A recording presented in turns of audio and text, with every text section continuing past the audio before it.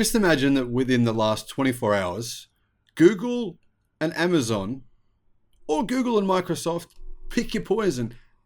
Imagine they just said, hey, you know what?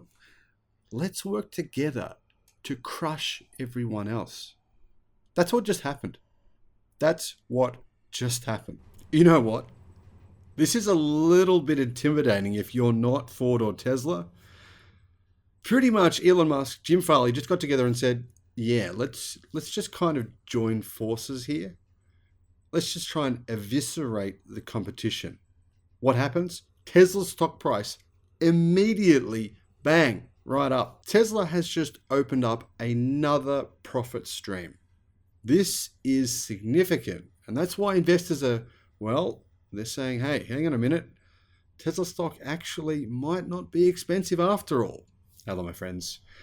Welcome to the channel. It's great to see you. Thank you for tuning in. For a second, after seeing this news, I had to stop and think about it. And I realized actually it's more significant than the media are making it out to be. It really is. Why? Because when you open up a profit stream from basically doing very little, that's significant. This is not, how many times have we heard this now, right? How many times have we heard Tesla's just a car company? Yeah. Do you know of any car companies that own thousands of gasoline stations, right? Do you know of any that do, that for the last 50 years have been making lots of money from owning those gasoline stations and that charge them, that actually create gasoline on site out of nothing, basically? I don't know of any that do that.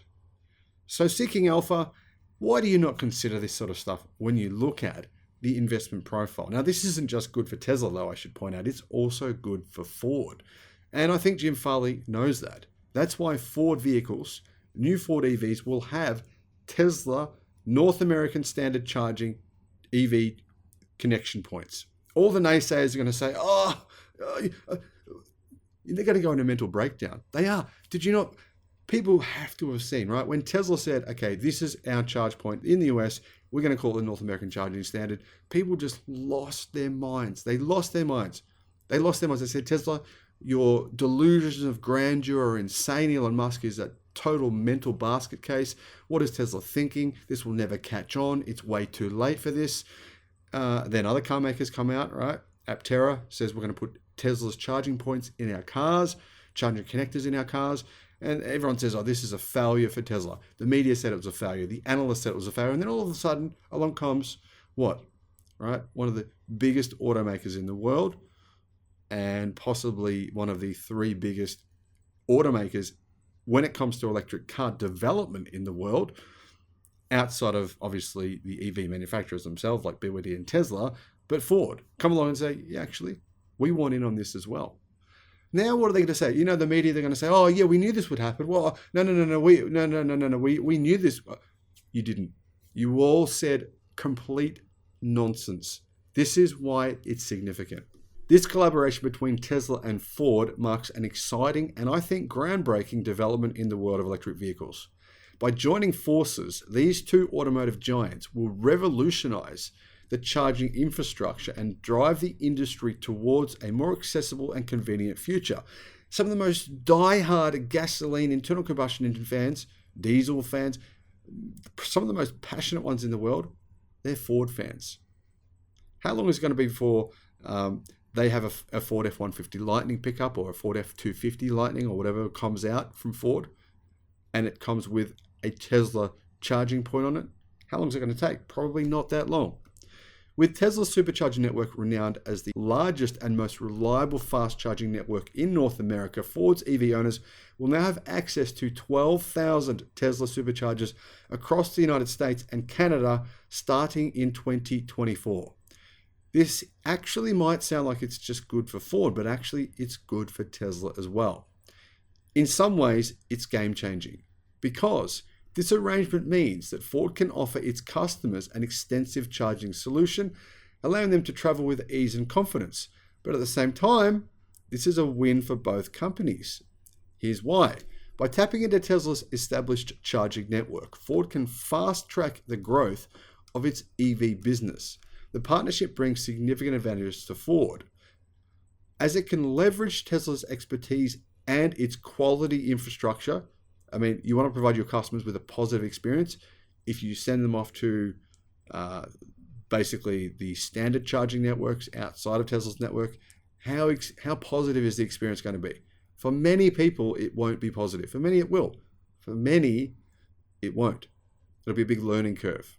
So, with Tesla's superchargers becoming an integral part of Ford's charging ecosystem, Ford EV owners can enjoy seamless charging experiences, eliminating the concerns of range anxiety and fostering greater EV adoption. The thing is, not only is Tesla's charging network faster than the competition on average, if you average it out, of course, it's very, very much quicker on average. It's probably even more important than that is the fact that it's extremely reliable. This collaboration signifies a potential shift towards standardization in charging connectors. By including Tesla plugs in their future EV models, Ford is embracing Tesla's technology as a prevalent charging solution. This move has the potential to establish a consistent charging standard across different EV brands in North America.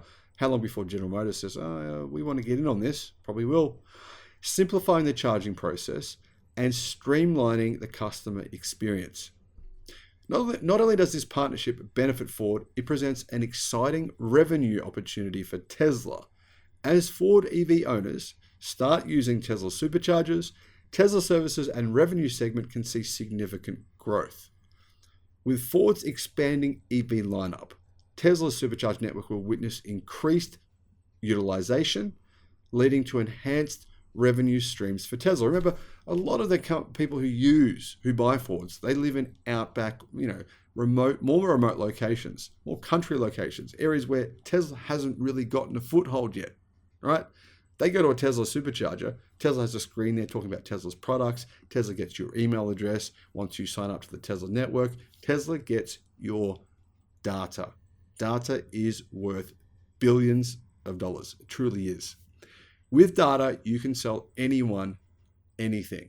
You can convert them to being your user of your product, or just sell them electricity that you paid a lot less for. When I say paid a lot less, I mean, most of you watching the channel now are aware of Tesla's strategy, which is very scary if you're the competition because none of them are prepared for it. You can't compete with Tesla's strategy. It's impossible. Not only does Tesla pay so much less for their superchargers that they build themselves, and they're more reliable, therefore they pay less for actually fixing the things, they pay less for energy than the competition by far. And they will pay less forever, at least into the foreseeable 10 to 20 years into the future, because they're preparing now, right? What's Tesla doing right now? Expanding its factory, its battery mega factory for batteries, for the mega packs they're installing under their supercharger stations, right?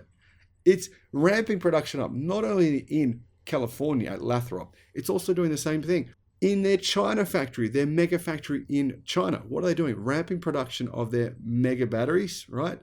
To just insane numbers.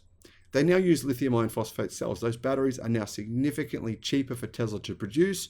Tesla actually obviously gets them at a discount because it makes them themselves, puts them under their supercharger stations, sometimes connects them to solar panels on top of their superchargers, sometimes not, then connects those batteries to the network, takes energy out of the network when it's cheapest.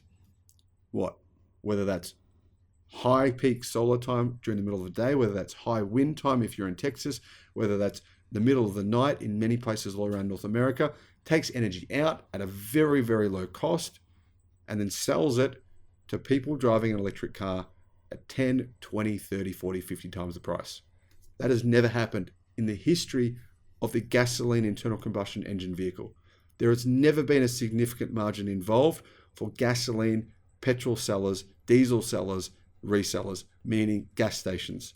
They have never made big profits selling their product. They've never made any more than a maximum 30% margins. That'd be industry leading. Most of them exist simply by selling snacks and drinks. That's where the majority of their profit comes. That's been a well-known fact for decades, right? Tesla comes along and says, well, yeah, okay, we'll sell snacks and drinks at some point at some of these stations. Maybe we'll sell spots for other companies to set up shops or set up kebab stalls or whatever they want to do. But we're going to make massive margins selling electricity that we get at a lower cost than anyone else. Now, if you're an investor and ExxonMobil told you, hey, there's 10 oil companies, we're one of 10, guess what? Our costs of producing oil are about 20% of everyone else. Would you really be dumb enough to go and invest in BP or Shell or anyone else other than ExxonMobil? You would not. 20% of the cost of your competitors, you'd say, well, game over. Okay, here's my money. Please take my money. I want to invest in you. That's what you do. Now Ford are joining Tesla's party. Ford are bringing in possibly millions of new buyers to Tesla's network. If your Ford has a Tesla charger on the side of it and Ford markets that to you, well, that works out pretty well for both companies. But I think actually this works out even better for Tesla than it does for Ford, if you recognize what Tesla's long game is here. Beyond the business implications though, the collaboration demonstrates the power of two big business leaders getting together and saying, we're better working together here. We can both benefit. By setting aside competition or simply just being smart, Tesla and Ford are exemplifying a shared commitment to advancing sustainable transportation and making EVs more accessible to everyone. This will speed up EV adoption. That's a positive. This partnership sends a positive message to the entire automotive industry, encouraging further cooperation and synergies to accelerate the transition to a cleaner and more sustainable future. Jim Farley said this: widespread access to fast charging is absolutely vital to our growth in the EV brand. And this breakthrough agreement comes as we are ramping up production of our popular Mustang Mach-E and F150 Lightning and preparing to launch a next generation EVs, a series of next generation EVs between now and 2025. So those EVs will come with Tesla's NACS charge ports. Besides this existing 84,000 or so chargers, including 10,000 DC fast chargers that form part of the Blue Oval network in North America, customers will have access to 100,000 chargers with the addition of these Tesla superchargers. We've spent the last 10 years building an industry-leading charging network that enables freedom to travel and provides charging confidence to our Tesla owners, said Rebecca Tanucci, Tesla's Senior Director of Charging Infrastructure.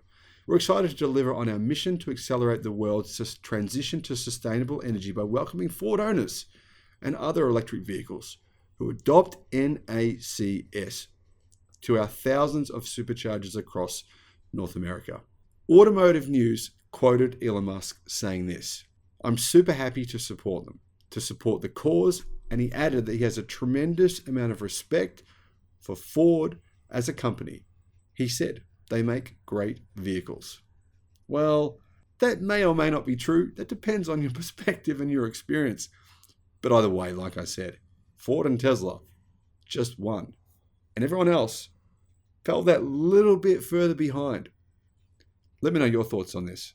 Thank you for watching. Bye-bye.